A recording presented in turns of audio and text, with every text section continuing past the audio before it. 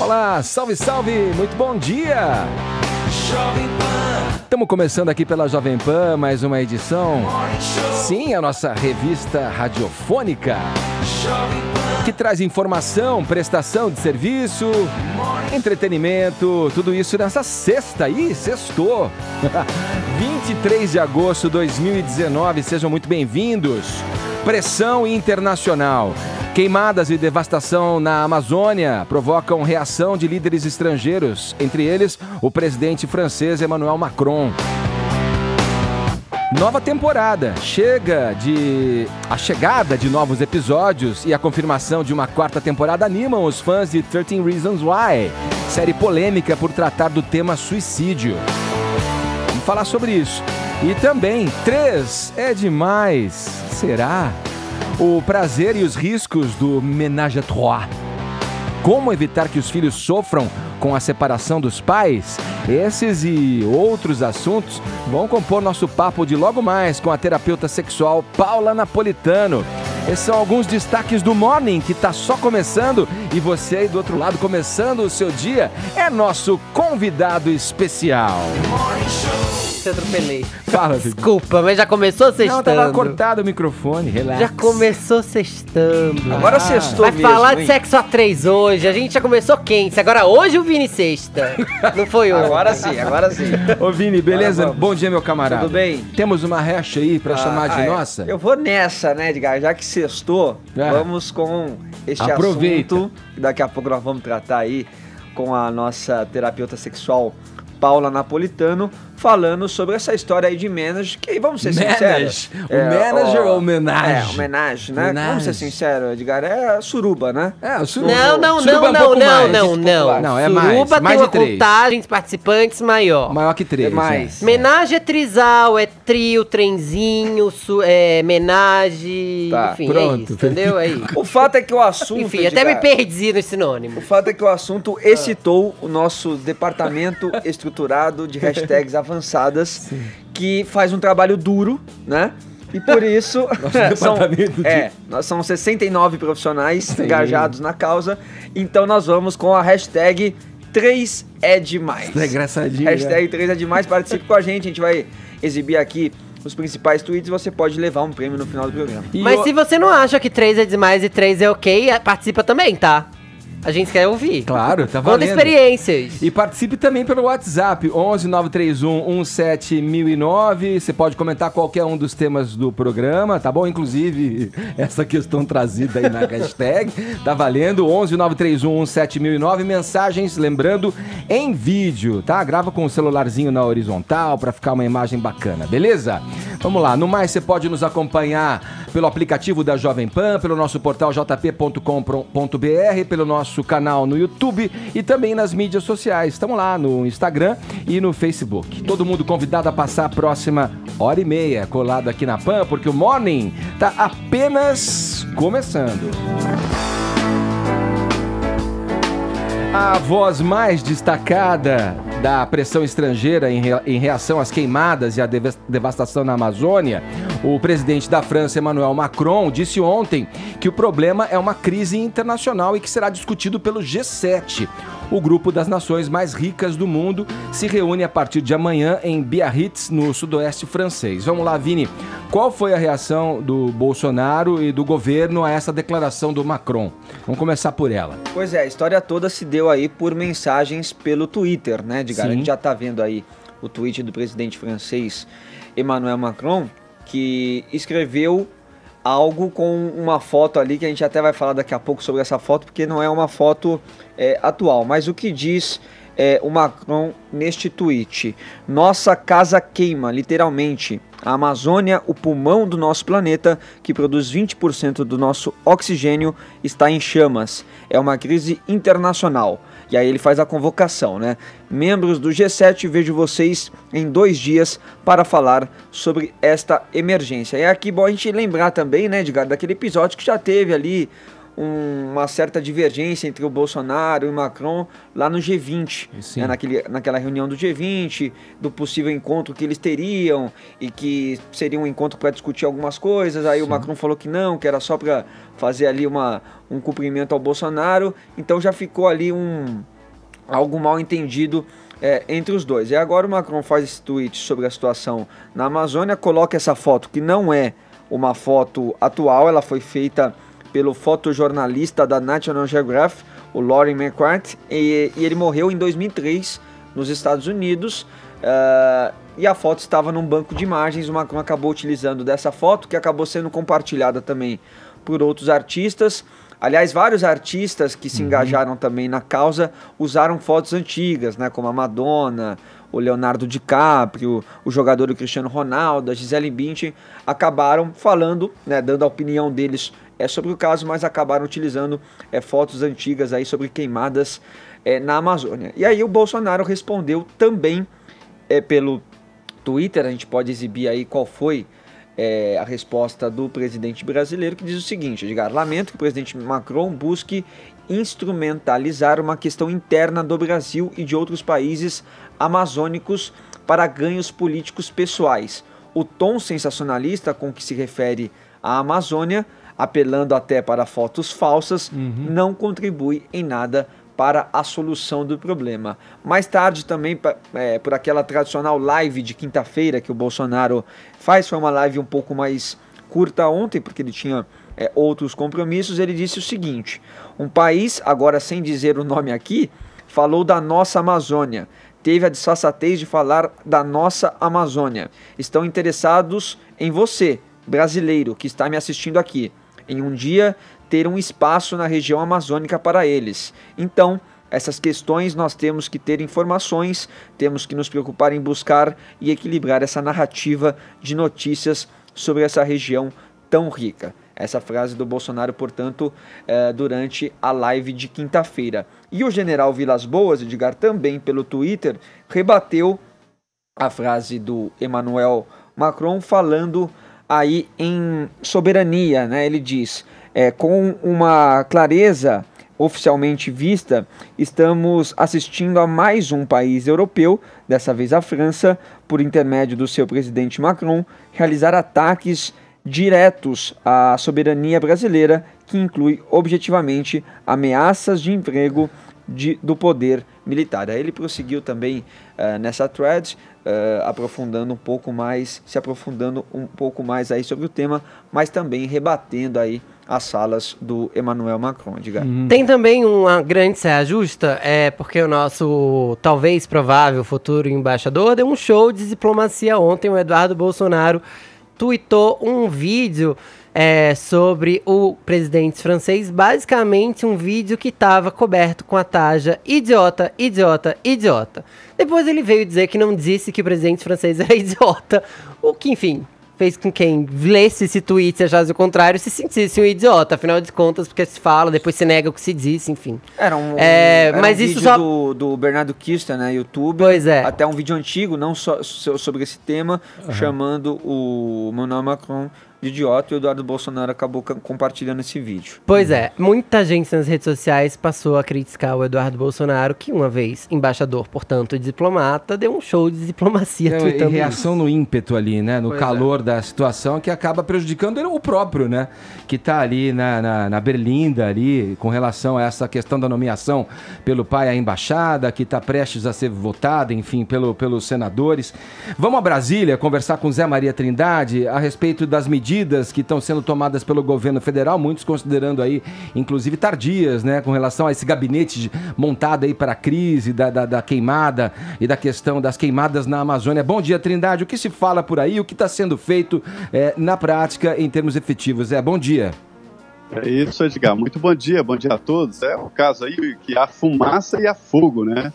Olha, essa repercussão internacional preocupou muito aqui ao governo e ao Congresso Nacional, principalmente a bancada ruralista. Eles fazem um esforço há muito tempo para dizer que o agronegócio não tem nada a ver com desmatamento no Brasil, não tem nada a ver com queimada. Este manejo cultural de queimada, ele é atrasado, já foi abandonado há muito tempo, E o produtor de proteína animal e vegetal, soja, e milho, e gado, e frangos, não tem nada a ver com desmatamento. Esse esforço vem sendo feito há anos e pode ir tudo por terra agora.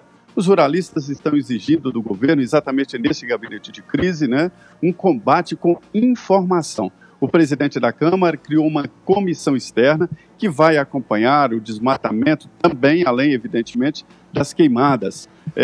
O grupo central do agronegócio diz que a postura do governo Bolsonaro e o discurso do presidente é que levou pessoas a desmatarem e a colocarem fogo. Primeiro, o desmatamento, isso é sempre assim. Primeiro o desmatamento, depois o fogo. Não houve mudança de um artigo de lei. O Brasil não mudou nada, só mudou mesmo o discurso. E aí, dizem os representantes do agronegócio, pessoas desavisadas entendem que o presidente Jair Bolsonaro poderia acabar acobertando esse tipo de crime previsto em lei. Então, há um trabalho muito intenso agora para formar interlocutores e mostrar, isso é uma empreitada difícil, né? Mostrar às pessoas, à comunidade de opinião pública e até econômica no exterior, de que não houve mudanças na legislação do Brasil e de que a tentativa é de reforçar na preservação ambiental.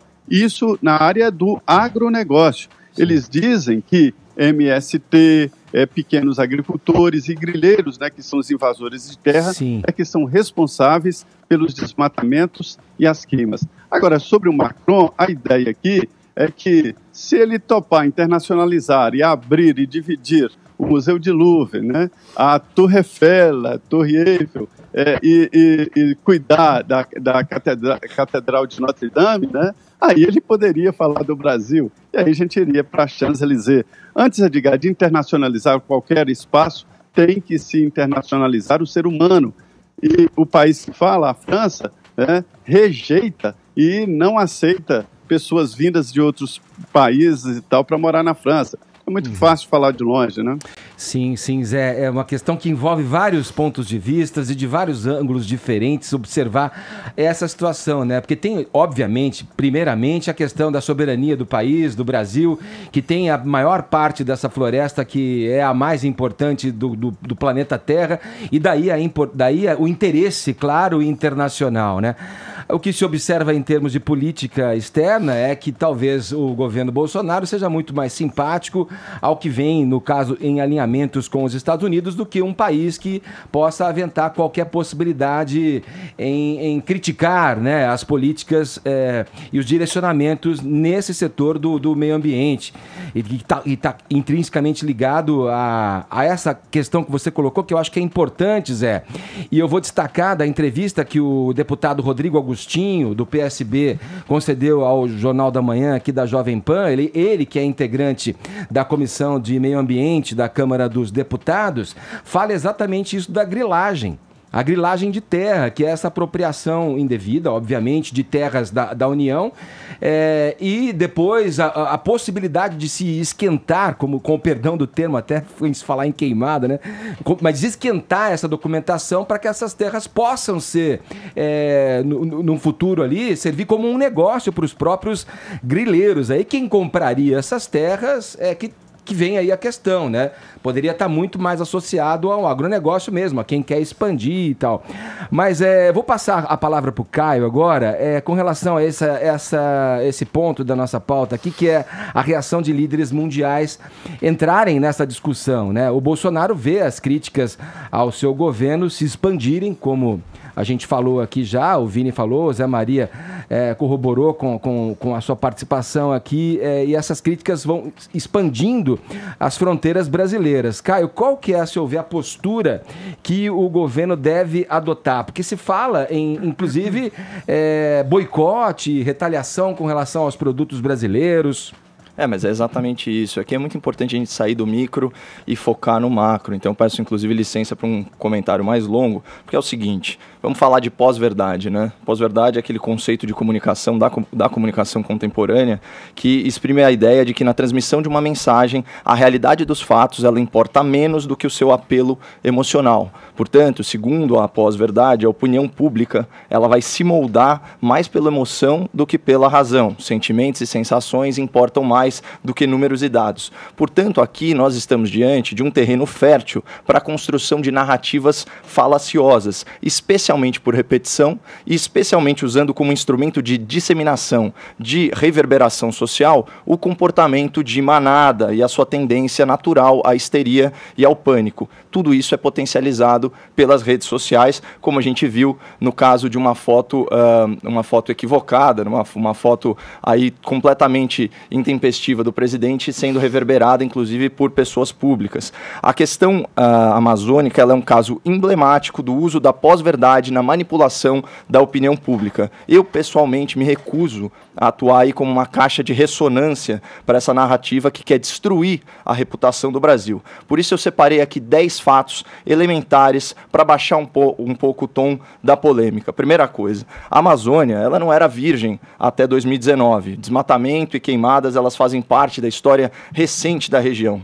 O Brasil preservou e preserva muito mais da sua vegetação nativa do que as outras economias desenvolvidas no mundo. Os dados são claros. Aqui nós temos 2/3 da vegetação nativa preservada, 66%. A União Europeia só 25%, a China 17% e os Estados Unidos 14%. Terceiro ponto, a legislação brasileira, com seu novo Código Florestal, ela tem viés progressista e ambientalista. Foi aprovada num governo de esquerda e teve como principal arquiteto, um político filiado ao Partido Comunista do Brasil. Quarto ponto, o agronegócio brasileiro de alto impacto, aquele para exportação, certo? Ele se caracteriza pelo quê? Pela tecnologia, pela produtividade, pela sustentabilidade. Para ilustrar um pouco o que o Zé Maria já trouxe para a gente, em 10 anos, as áreas de pastagem diminuíram 20%, só que a produção de carne cresceu 120%. Na produção de grãos e óleos vegetais, em 3 décadas, o ganho de produtividade foi de 2,5 vezes. Certo? Quinto ponto, a queimada como método de limpeza de terreno, como bem observou o Zé Maria Trindade, é um comportamento arcaico de pequenos produtores e de fraudadores também, de grileiros, de movimentos ilegais de ocupação de terra.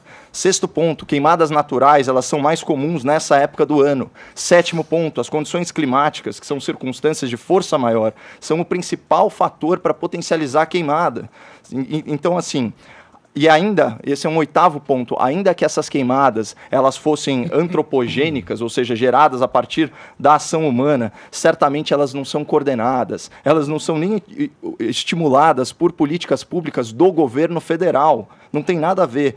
9º ponto, também é razoavelmente impossível num país deficitário, que não garante segurança das suas fronteiras, que não garante segurança à vida dos seus próprios cidadãos, é impossível monitorar e punir todos aqueles que agridem o meio ambiente, embora esse seja o objetivo, esse seja o ideal. E aí tem um ponto que é engraçado, é uma pauta de ontem, mas quanto às partículas em suspensão, né, viajando por correntes aéreas, 27 milhões de toneladas por ano viajam do deserto do Saara, atravessam o Oceano Atlântico e caem na Amazônia. Inclusive, é um fertilizante. Portanto, a fuligem que cobriu São Paulo, embora ela não fosse amazônica, ela poderia muito bem ser. E isso altera a nossa percepção emocional do fato, a percepção emocional em relação ao desmatamento, mas isso não pode alterar a realidade, a análise objetiva dos dados que são aí colocados. O Jorge Pontual, ontem na Globo News, ele relatou o clima de histeria promovido pela grande mídia americana e europeia sobre o tema. E é importante a gente lembrar, o viés dessa mídia progressista é internacionalista. Portanto, eles relativizam a soberania dos países e querem mais poder para organismos internacionais, como a ONU, a União Europeia, o G7 e por aí vai. Então aqui está um outro elemento perigosíssimo nesse caldeirão de narrativa, que é o interesse das grandes potências econômicas em frear o desenvolvimento de nações emergentes, como é o caso do Brasil, praticando o quê? protecionismo disfarçado. Eles usam a narrativa ambientalista de forma hipócrita, de forma cínica, para criar barreiras às exportações brasileiras de produtos agrícolas e de proteína animal, sem falar da parte de minérios.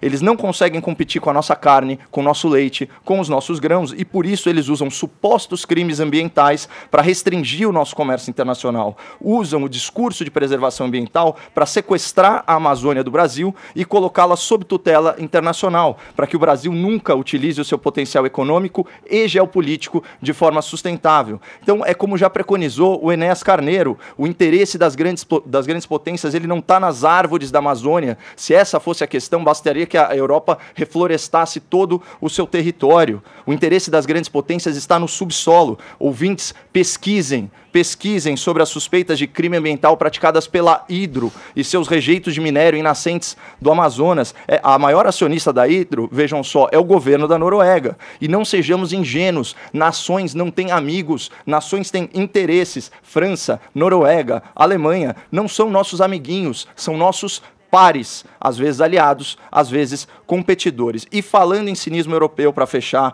eu relembro ao ouvinte uma frase capciosa do presidente Macron no começo do ano, abre aspas, o nacionalismo é o exato oposto do patriotismo, e essa confusão conceitual é proposital. Ele quer que você se sinta patriota abrindo mão da soberania do seu país, abrindo mão das suas riquezas naturais, da sua autonomia econômica. Portanto, a situação que a gente tem é clara. Você tem a mídia internacionalista aliada às grandes potências construindo toda uma narrativa contra o Brasil, a ponto do presidente francês incorrer em fake news. E caberia a quem? Ao jornalismo brasileiro não se prostrar de joelhos para os gringos, né? Não se comportar como um bando de entreguista. Mas o ódio ao presidente, ele é tão grande que a mídia nacional, para enfraquecer o governo, contribui para o estabelecimento dessa narrativa, denunciando um falso terrorismo ambiental. Ou seja, para a gente atingir um governo de 4 anos, nós estamos correndo o risco de perder um patrimônio natural que é nosso há 400 anos. Isso é má fé e burrice. Ô Zé, Trindade, tá aí com a gente ainda? Sim, alô, tô aqui aqui tinha feito um sinal aí do telefone, eu não sabia se você estava com a gente aí. Nessa questão, o que é realismo disso aí, né? Claro que essa narrativa, essa briga narrativa vai sempre acontecer frente a olhares diferentes com relação a uma questão muito cara. Não só para o Brasil, que está dentro da sua soberania ali, proteger e ter para si, né, os benefícios de uma floresta que é a mais importante do planeta, mas também por ser uma área de interesse internacional, né? Uma área onde todo mundo está de olho e que, claro, ajuda, sim, por mais que a própria Amazônia consuma o próprio o oxigênio que produz, é uma fonte de manutenção do clima de todo o planeta.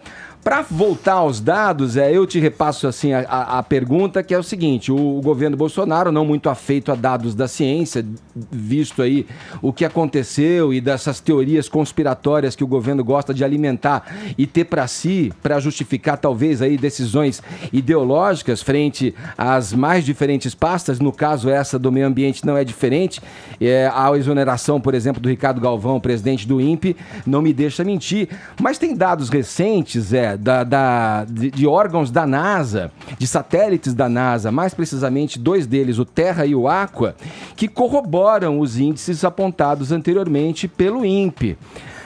Precisa saber se o governo vai dar crédito à ciência e a esses dados também, que mostram esse aumento do desmatamento, proporcionalmente a outros momentos da história, não como os de maiores índices, mas também índices importantes, e os correlacionam, pelos dados gerados a partir das imagens, o chamado corte raso de floresta. Né, onde aquela vegetação rasteira, já seca, de fácil combustão ali, é queimada nessa estratégia conhecida também, não só por grileiros, mas por pessoas interessadas em transformar áreas de floresta originais em pastos para cultivo e para pecuária. E esses dados deste centro que trabalha com a NASA, de ciências biosféricas, chamado Goddard, de voo espacial da NASA, mostram os dados muito correlatos aos dados apresentados pelo INPE e colocam colocam essa área de queima, os focos onde o calor é detectado pelo satélite, no cinturão pecuário. Diferentemente das áreas onde o pasto é queimado, nessa técnica arcaica que você mencionou, Zé, para limpeza de pasto, para replantio, para uma nova safra. Quer dizer, é uma área que não está sendo queimada em regiões onde pode-se entender que elas são feitas para o plantio de outras safras, para queima do próprio bagaço, como é o caso de soja, como é o caso da cana-de-açúcar. Quer dizer, é uma batalha, um jogo de interesses que está aí, mas nós temos uma realidade irrefutável à nossa frente, né? O que está sendo feito e o que vai ser feito em termos práticos para além da ideologia, para além da narrativa, para além da verdade dentro desse conceito de pós-verdade que a gente vive, Zé. Pois é, olha, Edgar, há sim uma guerra de informação, há sim uma disputa pela repercussão internacional, e isso vai impactar sim diretamente na imagem do Brasil e dos produtos brasileiros, né? Isso pode inclusive interferir, né, e jogar por terra um esforço de décadas deste acordo da Comunidade Econômica Europeia com o Mercosul, e prejudicar enormemente o Brasil e principalmente a Argentina, né? São os dois produtores de proteína aqui que poderiam ganhar de uma forma melhor o mercado europeu. Mas é verdade, houve um aumento muito grande de queimadas, é sazonal nessa época. Sim. Geralmente há queimadas, principalmente aqui na região do Centro-Oeste, né? Mas há um aumento sim de queimada, há um aumento de desmatamento. O que não há é esta ligação do agronegócio com isso. Veja bem, o agronegócio, Edgar, não é feito por fazendeiros, não. Isso aí é uma grande indústria, é larga escala, demais. E eles aumentaram a produtividade, como diz o Caio. É verdade, é uma das maiores produtividades, que é a produção por metro quadrado, né, de plantio. Houve um aumento da produção pelo aumento de produtividade. Isso é muito importante. Isso assusta nossos concorrentes, sim. Mas o que acontece é que, com o discurso do governo, e mais do que o discurso, a postura e a falta de fiscalização, incentivou, e houve até uma certa campanha para Botafogo que o Bolsonaro garante em certas regiões. É evidente que esse raciocínio pode ser verdadeiro, de que grileiros fazem o desmatamento. É um processo. Primeiro, desmatamento, destocamento, depois coloca fogo e depois parte para a legalização.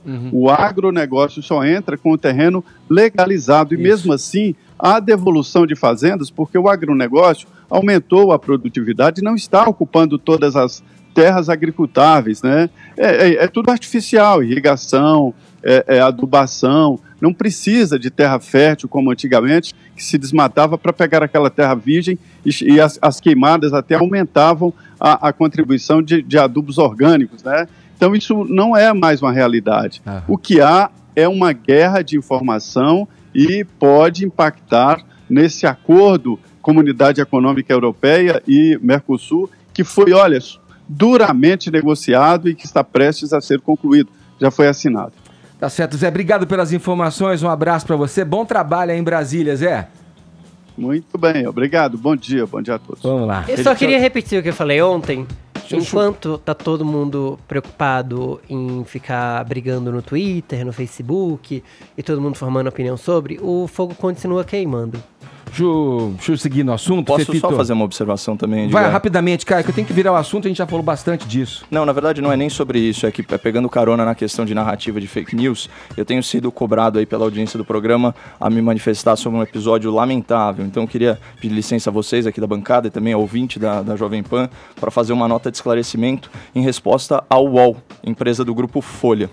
O UOL ele publicou anteontem uma matéria intitulada, abre aspas, Coppola lamenta pouco sofrimento de sequestrador no Rio. Essa matéria ela é de uma desonestidade intelectual flagrante, tanto que nenhum jornalista teve a coragem de assinar com seu nome. A matéria é anônima, o autor da matéria é o UOL, né? Ou seja, além de desinformar, os jornalistas estão envolvidos nisso, são covardes, portanto eu vou endereçar minha crítica à empresa UOL. A matéria do UOL se refere a um vídeo publicado no canal do Morning Show chamado Criminoso Morto, Reféns a Salvo. A pauta era a ação da Polícia Fluminense no caso do sequestro do ônibus na ponte Rio-Niterói. Estranhamente, o UOL não inseriu o vídeo do nosso debate na sua matéria e, ao relatar a nossa discussão, omitiu do leitor trechos essenciais das minhas falas. Num assunto complexo, pessoal, quando você tira frases do contexto, a mensagem fica muito distorcida. E o que foi omitido de má fé pelo UOL? A minha ponderação de que, embora a polícia tenha agido corretamente, esse não foi o desfecho ideal. A minha defesa da preservação da vida humana como valor moral inegociável, especialmente por eu ser cristão, né? E depois de dizer tudo isso, aí eu argumentei que a justiça não foi feita porque o criminoso, ao ser morto, não sofreu as consequências dos seus atos. E quais as consequências óbvias caso ele tivesse sobrevivido?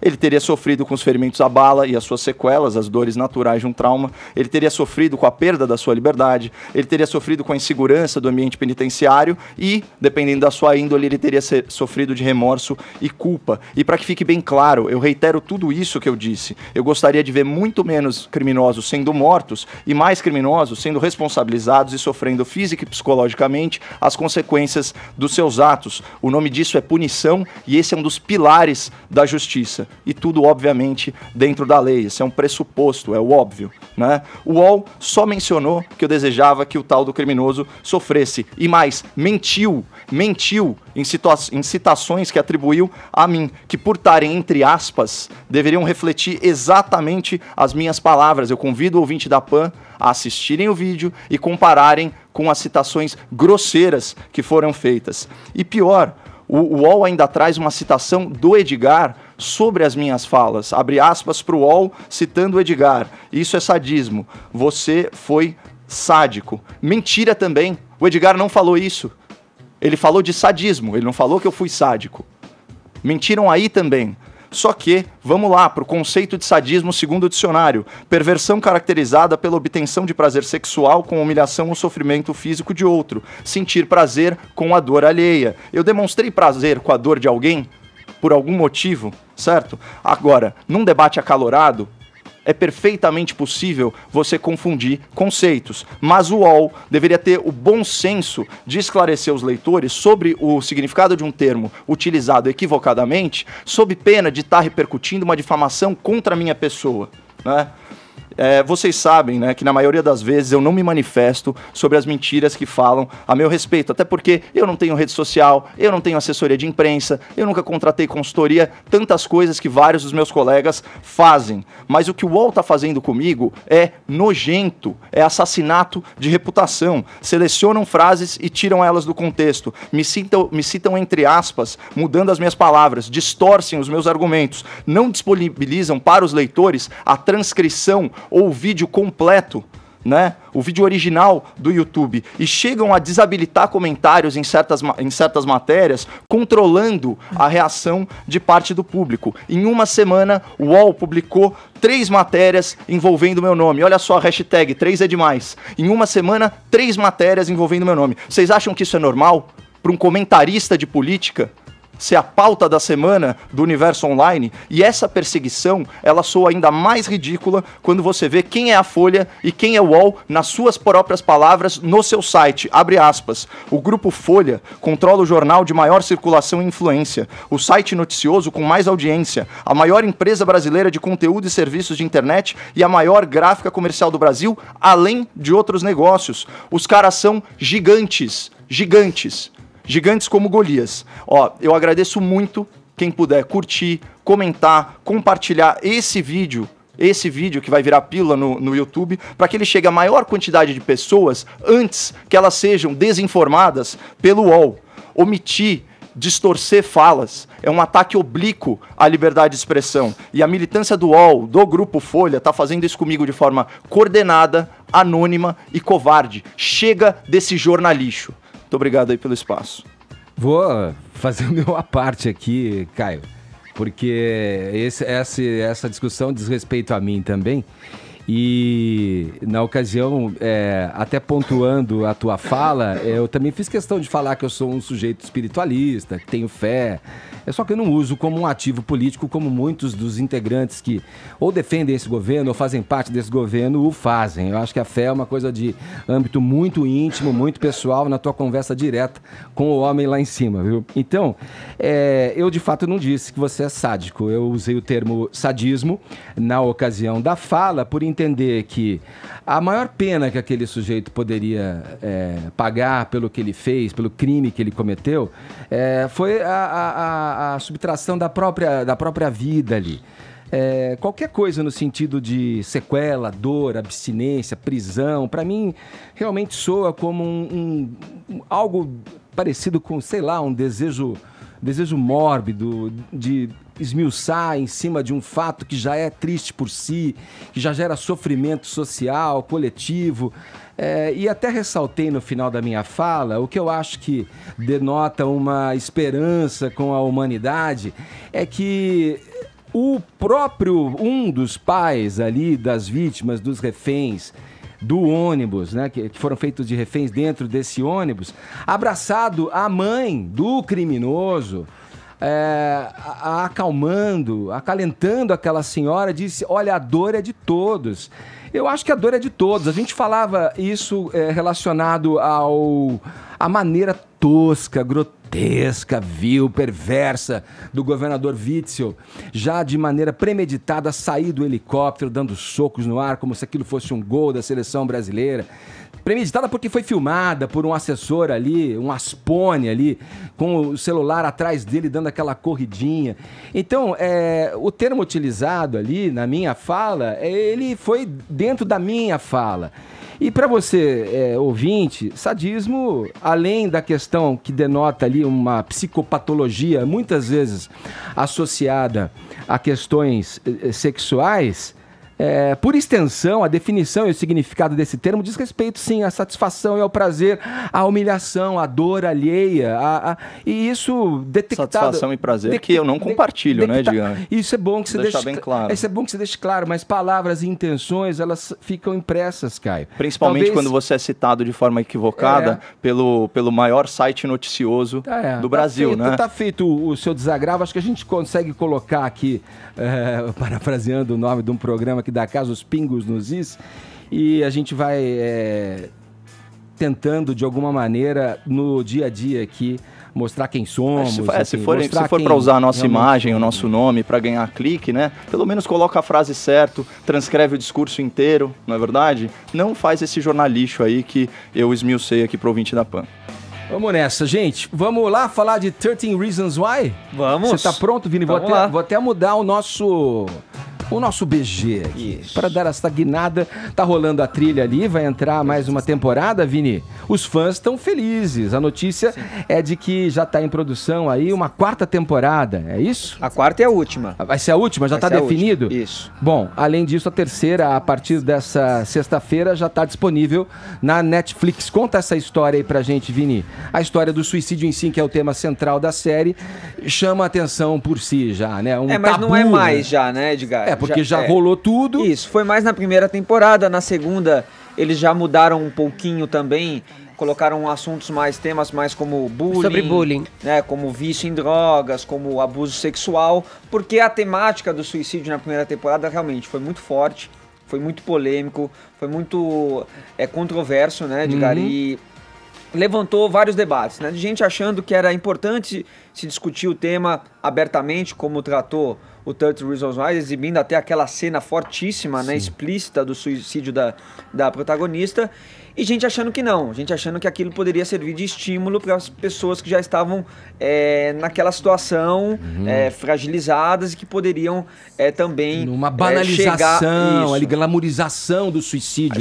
Foi o termo usado na época, né? Glamorização, exatamente. Houve até alguns estudos à época que demonstraram ali um aumento de suicídios de adolescentes após o lançamento da série. Inclusive, Edgar, depois de 2 anos, eles cortaram e editaram essa cena.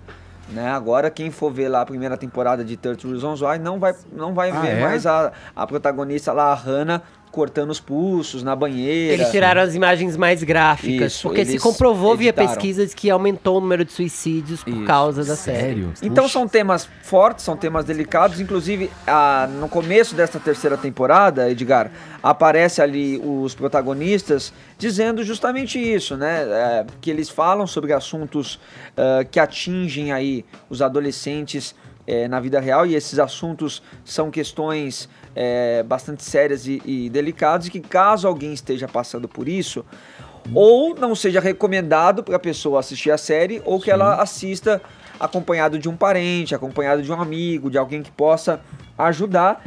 E fala também, ó, se você está passando por isso, procure ajuda, procure um profissional, entre no nosso site, que eles têm um site lá disponível com mais informações também. Então é bem legal que essa terceira temporada já acaba abrindo com isso. Agora o caso não tem nada a ver, agora eles apelaram ali para um clichê, que é o do quem matou, né? Eu já vou falar quem morreu, porque o próprio trailer... olha... Não, tá no trailer. Não fui eu. Tá no trailer, tá O liberado. trailer da própria série aí já mostra que o vilão, o grande vilão, o Bryce, né, que comete esses abusos sexuais, que é um dos principais responsáveis aí por ter levado a Hannah ao suicídio, ele acaba morrendo. Ele merece. Ele merece. E aí a Ele era série muito vai mal. girar em torno do quem matou Bryce. Então eles focaram mais aí nesta nova temática, que é sempre o tiro certo, né, Edgar? Ainda mais com série envolvendo assim essa temática mais Jovem. jovem, como Elite, né, que deu muito certo também. E também pelo final, pelo gancho da segunda temporada, que Isso. envolvia a gênese de um mass shooting, de um massacre. Alguém quase promoveu um massacre com a arma no colégio, e essa pessoa também sofria muito bullying, com uma cena também bastante gráfica no final. Então acho que é melhor que eles apelem pra um clichê do que eles continuem pisando no acelerador de maneira tão forte. Então são 13 episódios, e a quarta temporada, como a gente já falou, tá confirmada, vai ser a última da série, Edgar. Vamos seguir aqui no entretenimento. Fefito, a Fazenda já teria pelo menos um participante confirmado, ou melhor, uma participante. Atenção, já se sabe isso? Atenção, é advogado ou é uma atenção. novidade que você vai dar? É um Você furo? quer que eu estrague a sua surpresa agora ou depois? É um furo, Fefito, fala aí. Imagina! Não, já tá divulgado. Imagina, não, olha Fake só. news. Então, news, então não vou nem gente. colocar aqui o rufar de Fake tambores. news. Para! Não é? As pessoas vivem criando listas falsas de A Fazenda e publicando várias fotos de várias pessoas aí dizendo que elas estarão lá no reality show. Não vai estar, gente. É o seguinte, ontem tava circulando no Twitter uma lista com vários nomes, como Jojo Todinho, Silvia Design, Val Marchiori, Naldo... E toda a gama de possíveis celebridades que estariam lá em A Fazenda. Val Marchiori viu essa lista e confirmou, dizendo: vou sim. Não vai não, Val. A gente sabe que você não vai. A gente sabe que você não vai, porque você tem, além de cuidar dos filhos, A Fazenda não vai te pagar tanto quanto você acha que merece. Você tá na Rede TV no Tricotando. Mas são 3 meses longe, os filhos ainda são crianças. As mulheres, normalmente, que são mães, têm um pouco de dificuldade de passar tanto tempo longe. Tenho várias amigas, inclusive, que foram convidadas e não foram por causa disso. Sim. Eu tô julgando também quem for, Sim, gente. Tá sim. tudo certo, cada um sabe seu esquema.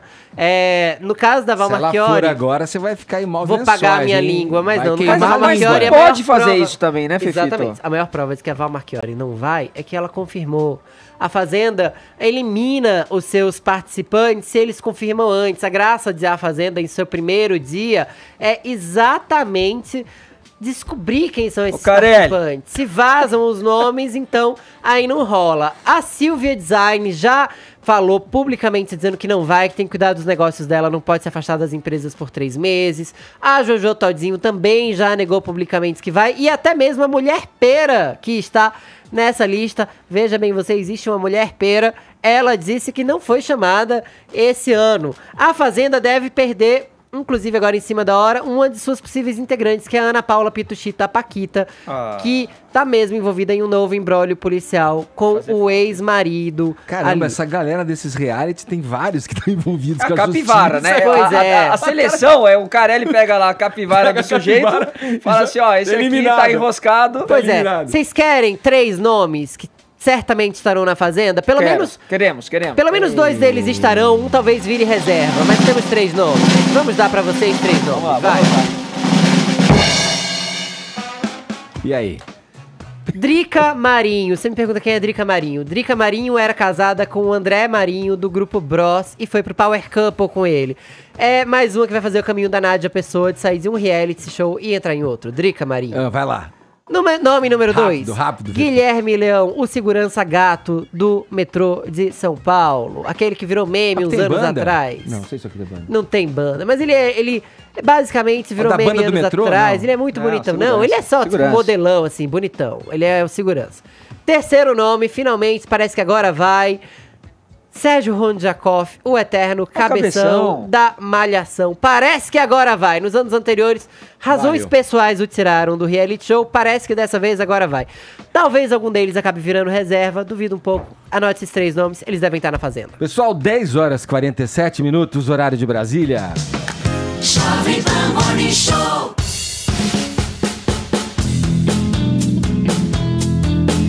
10 horas e 53 minutos, estamos de volta com o Morning Show. Cobertura do 20º Congresso Brasileiro de Esclerose Múltipla. Uma realização Jovem Pan e Roche. A Jovem Pan conversa agora sobre as novas perspectivas de tratamento para esclerose múltipla com Diogo Haddad, especialista do Centro de Atendimento da Santa Casa de São Paulo e neurologista dos hospitais Alemão Oswaldo Cruz e 9 de Julho. É interessante, antes da gente falar do futuro dos tratamentos, lembrarmos realmente do quanto nós evoluímos nos últimos anos. Muitas novas medicações chegaram e isso, associado muito ao perfil do que é o paciente com esclerose múltipla, que tende a ser um paciente jovem, traz muito benefício ao paciente. Hoje nós conseguimos escolher, na verdade, o remédio correto para o paciente correto. E eu consigo mais do que isso, escolher o remédio correto ao perfil de doença correto. Então, talvez o que nós tenhamos de mais moderno seja o reconhecimento ideal da doença e, a partir disso, o reconhecimento ideal do tratamento. Num futuro próximo, talvez nós tenhamos medicações que consigam não só impedir o avanço da doença, mas também fazer uma melhora do que já existem de sintomas associados à medicação. Este é Diogo Haddad, da Santa Casa de São Paulo e dos hospitais Alemão Oswaldo Cruz e 9 de Julho. Cobertura do 20º Congresso Brasileiro de Esclerose Múltipla. Uma realização Jovem Pan e Roche. O presidente da República, Jair Bolsonaro, e a procuradora-geral, Raquel Dodge, se reuniram ontem para tratar de um tema que será o ponto central da manifestação convocada para domingo, agora em dezenas de cidades do país. O projeto que pune o abuso de autoridades. Vamos conferir na reportagem da Camila Yunis. A procuradora-geral da República, Raquel Dodge, pediu ao presidente Jair Bolsonaro para vetar parcial ou integralmente o projeto de lei sobre abuso de autoridade. Ela se encontrou com o presidente nesta quinta-feira no Palácio do Planalto em uma reunião que durou 50 minutos. A procuradora destacou 9 artigos para serem vetados e disse a Bolsonaro que a lei pode enfraquecer e intimidar juízes e procuradores. Segundo Dodge, a proposta prejudica o combate a crimes como corrupção e lavagem de dinheiro. O porta-voz da Presidência da República, Otávio do Rego Barros, já informou que Bolsonaro irá barrar alguns trechos. O projeto de lei de abuso de autoridade foi aprovado na semana passada pela Câmara dos Deputados e gerou insatisfação entre diversas instituições. O líder do governo na Câmara, deputado Major Vitor Hugo, tem mobilizado entidades e categorias para assinar um documento pedindo veto a alguns pontos do dispositivo. Nós estamos segurando o documento nesse momento, vamos fazer a entrega na semana que vem, até porque o prazo do presidente termina no dia 5, mas nós procuramos nos ater aos 10 pontos nesse primeiro momento. Jair Bolsonaro tem até o dia 5 de setembro para sancionar o projeto de lei de abuso de autoridade. Caso os vetos se confirmem, eles ainda serão analisados pelo Congresso Nacional, que pode manter ou não a decisão do presidente. As manifestações às quais me referi aqui na introdução dessa matéria, entre elas está a do Vem Pra Rua, né, que, entre outros movimentos que vão se manifestar nesse domingo, né, Caio? Então, a tendência é que essas manifestações do dia 25 de agosto, domingo agora, superem e muito as anteriores. Porque é muito mais fácil galvanizar a opinião pública contra algo injusto do que a favor de algo justo. E aqui só fazendo um parênteses, né, o que houve no Brasil em 25 de maio foi sem precedentes. é uma manifestação nas ruas a favor das reformas, especialmente a favor da nova Previdência, que mexe no bolso de todos os brasileiros e representa um esforço coletivo, né, pela sustentabilidade econômica. Então, de certa forma, foi um pacto entre o povo e o novo governo em nome das gerações futuras, uma demonstração ímpar de maturidade política que, obviamente, a grande mídia, as elites políticas fizeram questão de menosprezar, de desdenhar, de diminuir publicamente. Bom, não interessa, funcionou e tanto a reforma administrativa quanto a previdenciária foram bem encaminhadas. Mas agora é diferente, o povo vai às ruas contra injustiças, então contra a lei de abuso de autoridade que cria empecilhos ao combate à corrupção e vai contra os ministros do STF que incorreram em crimes de responsabilidade e abuso de autoridade. E para todos aqueles que afirmavam com absoluta convicção de que essa cultura plebiscitária tinha origem no Palácio do Planalto, aqui tem uma grande surpresa. Dessa vez, as ruas estarão pressionando diretamente o presidente Jair Bolsonaro contra a sua própria vontade. É pressão para vetar a lei de abuso de autoridade, que vai fazer com que ele se indisponha necessariamente com o Congresso, especialmente a Câmara Federal, já que no Senado já existe um amplo movimento capitaneado aí pelo senador Oriovisto Guimarães, do Paraná, contra, né, essa lei de abuso de autoridade que foi votada pelo Senado antigo, legislatura passada, portanto não reflete a vontade popular contemporânea, certo? E também vai haver pressão no presidente para ele não atuar contra o processo de impedimento do senhor Dias Toffoli, presidente do Supremo Tribunal Federal, que é um ministro que coleciona pedidos de impeachment e que num dos seus absurdos jurídicos mais recentes, ele suspendeu monocraticamente todas as investigações embasadas por relatórios de inteligência financeira do COAF, incluindo o caso do Flávio Bolsonaro. Então, aqui vai ficar muito claro para o Brasil. Será que um presidente está devendo favor ao outro? Né? Torcemos para que não. Os 3 pedidos do Dias Toffoli, aos quais eu me referi, eles estão empilhados e empoeirados na gaveta do senhor Davi Alcolumbre, presidente do Senado. E o Senado, infelizmente, pelo nosso arranjo constitucional, é o único mecanismo de controle atualmente do STF. E será que o presidente Davi Alcolumbre vai entender o recado? Quantos milhares de pessoas serão necessários nas ruas para tirá-lo da sua covardia institucional, né? Quantos milhares de pessoas serão necessários para que ele paute o impeachment, pelo menos do presidente do STF, que tem 3 pedidos de impeachment, da doutora Janaína Pascoal, do doutor Modesto Cavalhosa e do senador Alessandro Vieira. Bom, façamos a nossa parte indo às manifestações. Eu, particularmente, estarei na Avenida Paulista, né, próximo ao caminhão de outro movimento, o Nas Ruas, na esquina da Alameda Campinas, e depois disso participarei da cobertura especial aqui na Jovem Pan, das 17 às 18 horas, na companhia do nosso chefe de jornalismo, o Felipe Moura Brasil. O pano de fundo disso tudo que é curioso, né? Dessas ironias do destino, né?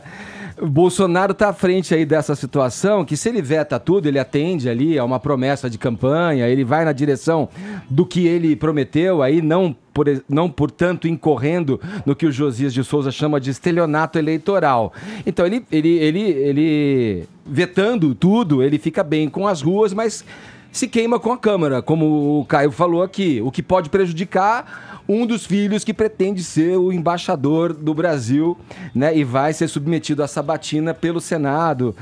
Enfim, se ele não veta, o que acontece? Se ele não veta, ele queima mais um pouquinho o juiz Sérgio Moro, e dificulta a vida do seu outro filho, o Flávio Bolsonaro.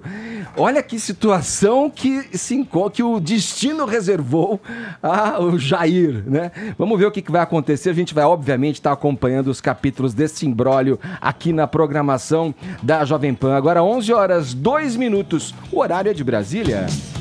Jovem Pan Morning Show.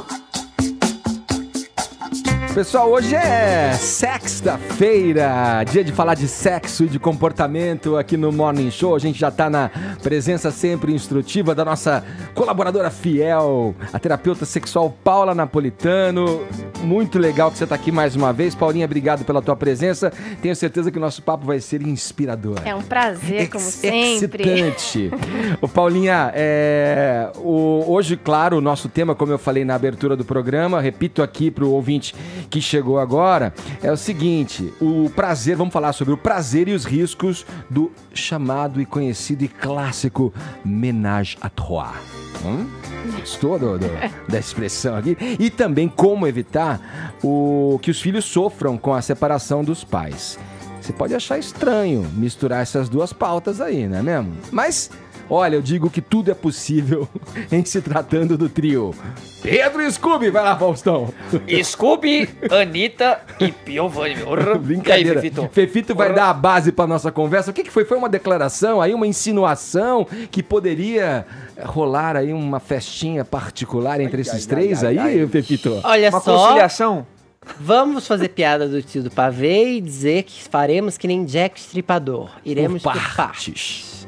Essa novela da Luana Piovani e da Anitta e do Pedro Scooby tem durado, gente. Todo dia tem um novo capítulo. Recentemente, eu vou só dar um contexto, Pedro Scooby levou os filhos para Califórnia para onde iria passar alguns dias com a Anitta. E aí seria a vez que os filhos conheceriam Anitta. Luana Piovani já tinha vindo a público dizendo que não queria que os filhos voltassem cantando funk, falando palavrão, porque senão colocaria um juiz no jogo todo. Aí. Tinha mandado aquela zarabatana. Já tinha mandado aquela zarabatana. Portanto, Luana Piovani estava de olho na relação de Anitta com os filhos. Ela separou do Pedro Scooby há pouquíssimo tempo, não é mesmo? Há alguns meses.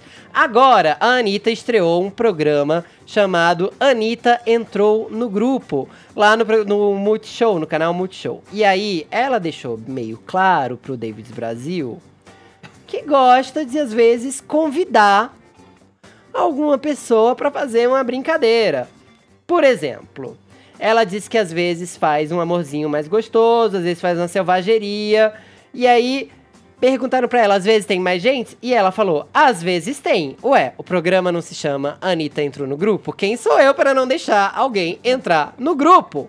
Portanto, a Anitta deixou bem claro que faz homenagem. Coisa que já tinha sido dita no livro do Léo Dias sobre o assunto, o Furacão Anitta. E que era total flex, né? Pois é, ela é bissexual, inclusive. Já, inclusive, deu entrevista pra revista Daisy na Inglaterra, reforçando que é bissexual, inclusive gosta de convidar garotas para esse tipo de brincadeira. E aí, agora, a Luana Piovani também respondeu a uma seguidora, porque Luana Piovani tem paciência muito curta com seguidores na internet que perguntam coisas. Ela é tolerância zero, que nem aquele personagem Francisco Milani.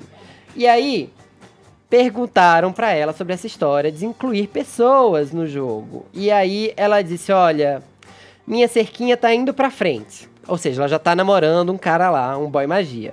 Mas eu me assusto com tanta naturalidade e quantidade. Ema, cada um com os seus problemas. Ela basicamente declarou isso sobre o tal homenagem. Ela se assusta com a quantidade, com a naturalidade de se falar do assunto. Luana Piovani também já brigou com seguidores porque os filhos foram devolvidos para ela por Pedro Scooby um pouco mais cedo que o combinado. E ela disse que cuidava deles sob suas asas e era muito rica por ter as crianças. E aí uma seguidora foi lá e falou, para de dizer que é rica, que coisa feia. E ela disse, para você de ser burra. Então, você vê que os assuntos estão andando. Tá posto o tema. De mãos dadas, portanto. Anitta e Pedro Scooby estão se expondo sexualmente para um país inteiro e Luana Piovani está se preocupando com os filhos que teve com Pedro Scooby. É isso. Vamos à avaliação técnica agora, colocar a Paulinha Napolitano na roda. E aí, bom, é um tema recorrente até quando se fala de sexo, liberalismo sexual, enfim.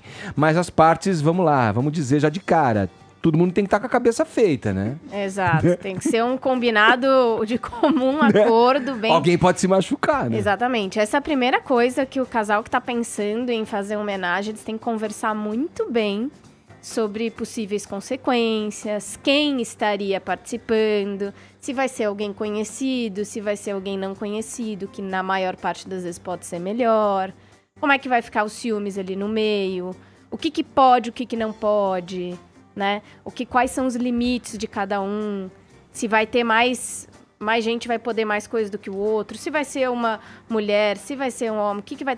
Então, assim, tudo tem que estar muito bem conversado, porque senão pode ser um grande tiro no pé, né? De alguém se sentir ali preterido na hora. Então, uma coisa muito importante do casal ali ter claro, assim, foca no teu parceiro, não esquece ele. Né? Que às vezes você quer justamente na variação, na novidade, ficar só na terceira pessoa ali. Sacanagem.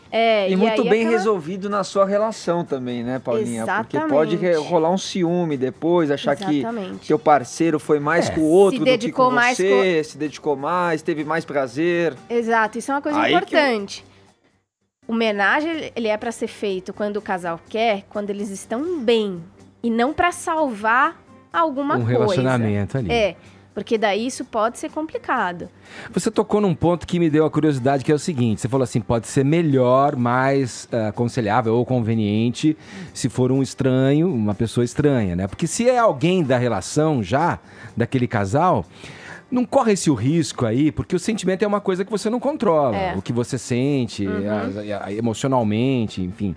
E isso pode levar a um interesse ali incontrolável pela outra pessoa e acontecer isso que você falou mesmo, em vez de o tiro sai pela culatra.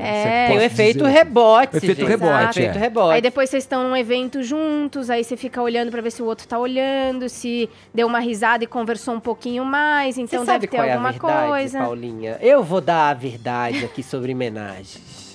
Homenagem é mais legal se você é o presente e não se você é o presenteado, entendeu? Se você é um intruso consentido. Se você é o presente, você é tipo aquela música da Britney Spears, entendeu? All eyes on me in the center of the rings is like a circus. Todos os olhos nela ali. Todo mundo quer você, entendeu? Você vai embora, vai ver sua vida e o casal que fique pra lidar com o ciúme. Ô, Fefito, eu tava pensando aqui, o que eu falei pra Paula, na verdade, assim, a parte preterida também pode ficar feliz, porque ela queria sair daquela situação e arrumou um jeito mais bom. ou menos, sabe por quê? Porque tem gente que também precisa perceber. Dicas da escolinha do tio Fefito de relacionamentos. Pois Porra, não, de novo. Você precisa perceber, se você for o casal, se a pessoa que está interessada em uma brincadeira a três com você, não que eu entenda muito do assunto, tá, gente? Não, agora você já entregou. Mas você precisa perceber se a pessoa que está interessada numa brincadeira com você e seu suposto, se ela não está tratando você como pedágio. Porque muita gente quer chegar no seu boy e não em você, entendeu? Então, pra pegar o seu boy, você usado. Ela tá te usando ali como um degrauzinho. Vai chegar lá na hora do vamos ver, ela vai dar mais atenção pro seu boy, você vai ficar a ver navios. E aí uma outra coisa, além do casal combinar, é muito importante que o casal, inclusive, converse dos combinados com a terceira pessoa. Porque senão não adianta muito que o casal combinou e depois a outra terceira pessoa não tá sabendo de nada disso, vai se dedicar mais a um ou ao outro, ou vai querer fazer alguma coisa que é o limite do casal, e aí vai dar problema de novo. Eu tenho burocrática a coisa. Não, e você tocou no ponto, você leu meu pensamento, Vini. Claro. Porque eu acho que, eu não sei, eu não consigo entender a coisa desse jeito racional, assim. Olha, agora vamos ter uma reunião. Você pega ali, vamos dirimir as dúvidas a respeito do que faremos daqui a pouquinho entre quatro paredes. Pra mim, sou um pouco... Mas é um pouco, assim como muitas protocolar, vezes assim. No sadomasoquismo, que é tudo muito bem esclarecido do que pode, o que não pode. Então, mas aí, Paulinha, o cara já entra na sala sabendo que vai comer o couro. Então, mas Ô, louco, meu! Não! Que isso? Mas os três ali também. Só que eles precisam saber o que pode e o que não pode. E aí também a escolha do ambiente também é uma coisa legal de pensar. Se quer fazer na casa do casal, que às vezes depois, se não for uma coisa tão boa, vai ficar aquele clima, talvez aquela um ambiente lembrança. neutro, vai. Um ambiente mais neutro. E muito importante o casal depois reconversar. Porque uma coisa é o ideal. Vamos lá, homenagem, vai ser maravilhoso, tudo... A outra coisa é o depois. Como é que foi na realidade? Como é que cada um se sentiu? Como é que foi? Então, conversar depois pra realinhar ali, né? Sim. Fala, e não precisa ser também só pessoas que estão em relacionamentos, né? Sim. Pode acontecer de maneira aleatória também a coisa, as pessoas né? que estão avulsos, né? Aproveitarem, querer fazer um negócio... Resolver. Fica. Entendeu? Não tem tantas questões assim a três solteiros também podem fazer brincadeiras. Exato. Isso. Você já fez, Fefito? Vini, quando jovem, eu não preciso... Vai entregar, sim. Eu não preciso de pudores. Quando jovem, não quando comprometido, já fiz a 3, já fiz a 4, já fiz a 5. Achei a 5 demais. 5 é demais. Achei a 5 demais, achei que teve uma hora que eu já queria que acabasse, ficava só assistindo. Você não consegue focar muito em nada, né? Achei a 4 ok, não é à toa que muitos casais heterossexuais vão em casa de swing, porque vai ali, já dá um número par, já é mais fácil de se lidar. E a 3 foi divertido também. Repetiria, não, tô bem feliz com o meu boy, a 2, do jeitinho normal, tradicional. Mas assim, não julgo não. Conheço muita gente que convida, que se diverte, faz a Anitta e tá bem resolvida. Paulinha, podemos girar um outro ponto da nossa conversa? Você quer falar mais alguma coisa sobre homenagem e tal? Tem a questão também que a gente divulgou aqui na nossa abertura, nas manchetes, sobre o sofrimento de filhos de pais que se separam ali. Como evitar isso? Como fazer com que essa separação, que pode ser traumática, geralmente né? Porque o filho sempre olha para os pais. Eu falo por mim até. Meus pais se separaram depois de velhos já. E eu senti, você já era adulto, você acha, não, eu tenho estrutura, tudo. Mas é um baque. Sente. Imagino que para uma criança seja pior ainda, né? A criança talvez perca um pouco daquela segurança, daquele chão ali que ele vê dentro do ambiente familiar. O que fazer? Como fazer? Tem alguma orientação nesse sentido?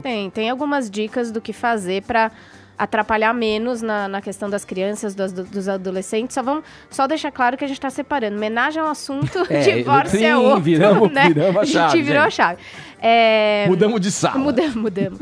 Então, assim, o casal, assim, divórcio, de modo geral, vai interferir nas crianças e nos adolescentes. A questão que a gente vai trazer é como interferir menos, como prejudicar menos. Por outro lado, eu vejo no consultório, tem muitos casais que não se separam apenas pelos filhos. Isso também não é muito saudável, se o casal não estiver tendo uma vida boa. Sim. Então, assim, se o casal tá brigando o tempo todo, tem um relacionamento ruim, tá sempre uma energia ruim na casa, é sempre aquela tensão e tal, tá prejudicando tanto quanto. Então, atenção com essa coisa de eu não me separo com os meus filhos, mas a vida tá péssima. Sim. Então, isso tá prejudicando tanto quanto, né? Ô, Paulinho, essa questão do... Ou mais, né? Desculpa, Vini. Claro. Ou mais, porque cria um conceito na criança de que aquela relação, a referência que ela vai criando é aquela ruim. Exatamente, né? Exatamente. Então você cria uma noção de família sempre com brigas, com discussões. Ou de um casal que não é casal, que não se relaciona como casal. Então você entende que um casal afetivo sexual é daquele jeito meio amigo. Então você vai passando várias noções. E muitas vezes a criança vai se sentindo muito culpada o tempo todo por tudo. Porque vai sentindo que as brigas acontecem com eles, acontecem porque eles, entre aspas, provocaram alguma coisa. E a criança vai se sentindo muito culpada de tudo aquilo, né? Isso. Antes de passar pro Vini, eu vou pontuar uma coisa que, assim, geralmente, não sei, cada um tem a sua experiência e tudo, né?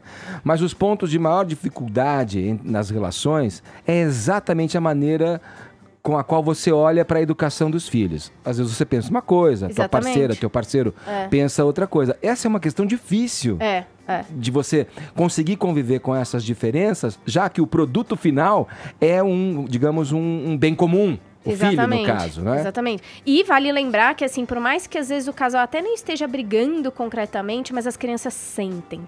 Elas têm uma coisa de sentir o clima, sentir o ambiente, sentir se os pais estão tristes, então a criança sente. Às vezes você não tá verbalizando, mas eles sentem. Desculpa, Vini, vai lá. Não, claro.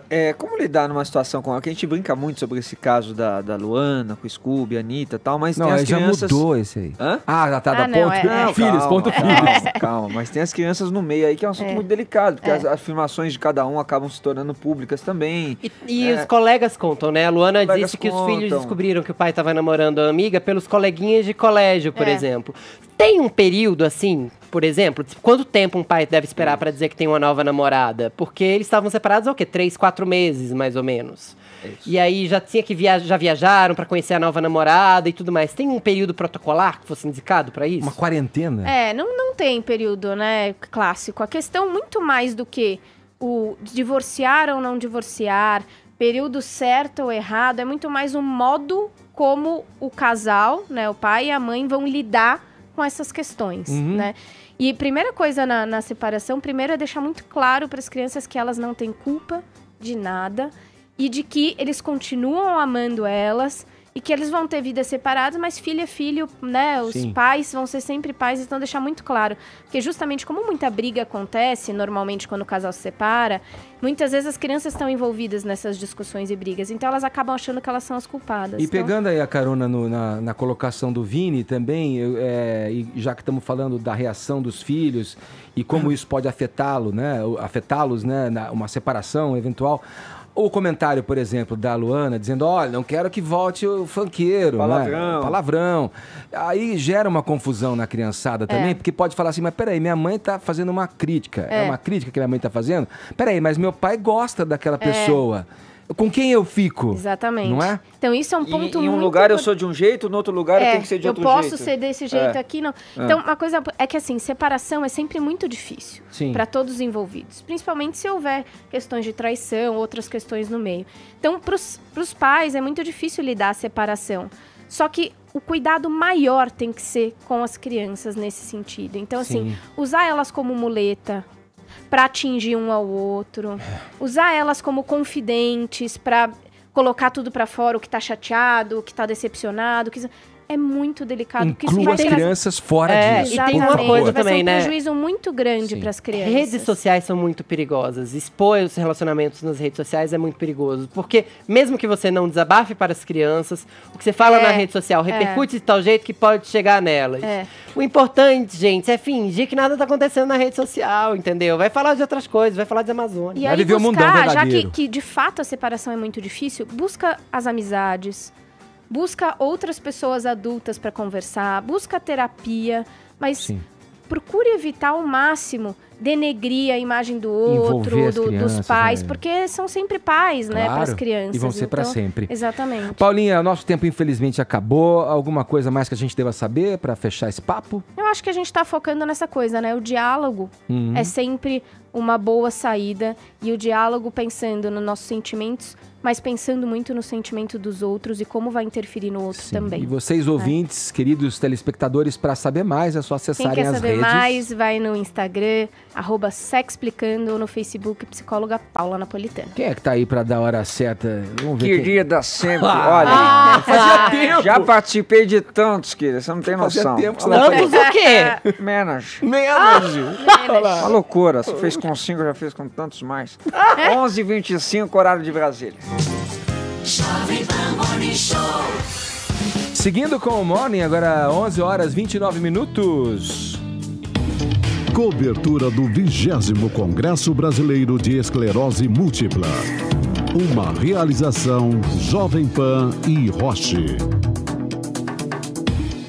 A Jovem Pan conversa agora sobre desafios e oportunidades relacionadas à esclerose múltipla com Rafael Paternò, neurologista do Centro de Referência em Esclerose Múltipla, na Santa Casa de São Paulo e no Hospital 9 de Julho. Uma das questões que dificulta aquela coisa do início, de chegar no especialista, as pessoas não conhecem esclerose múltipla. Então, tem uma pesquisa que já mostrou, metade das pessoas no Brasil não tem a menor ideia do que seja a doença. Outra parte tem associações muito erradas, por exemplo, aqueles mitos de que esclerose é uma doença que afeta a memória, que esclerose múltipla é uma doença de pessoas mais velhas. Então, a gente precisa informar as pessoas, informar os nossos colegas médicos, informar os pacientes.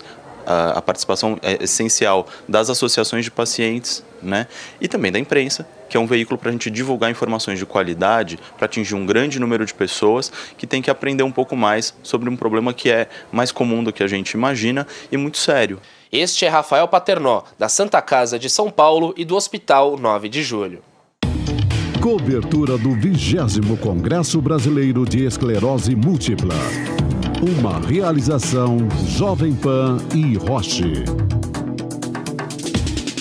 Sim, a gente tem um tempinho aqui, Vini, rapidinho para falar da nossa hashtag. Como estamos aí, Vinícius Moura? Mais uma vez, estamos entre os assuntos mais aí, comentados do garoto, Twitter. Aí sim, Escola meu. Paulinha Carvalho, sendo muito bem seguida e representada. Vamos lá, então, para a nossa hashtag 3 é demais, como por exemplo o Felipe de Oliveira que diz hashtag 3 é demais, eu não gosto muito de Menage. Trio, eu prefiro da Ivete Sangalo. É Menage, Vini. Para de falar Menage. É francês o negócio, meu. Aí a Thalita Xavier diz, hashtag 3 é demais, Menage é mara. Melhor coisa é a ausência de comprometimento. É só aquilo ali e pronto. Mas se você é casal, você tem comprometimento. E olha lá, o Vladimir Santos trouxe a foto do homenagem dele, ó. Nessa semana foi só isso. Duas pessoas ali agarradas ele com mesmo, tronco né? de árvore. Ele agarrado com ele e a árvore. É isso aí. Muito bom, é isso aí. Obrigado pela participação, você que interagiu com a nossa hashtag. A gente vai ficando por aqui, tá? Voltamos na semana que vem. Segunda estaremos aqui firmes e fortes para mais uma edição deste programinha de rádio. Obrigado pelo prestígio da tua audiência, viu? Sextou! Bora! Valeu! Cuidem-se sempre!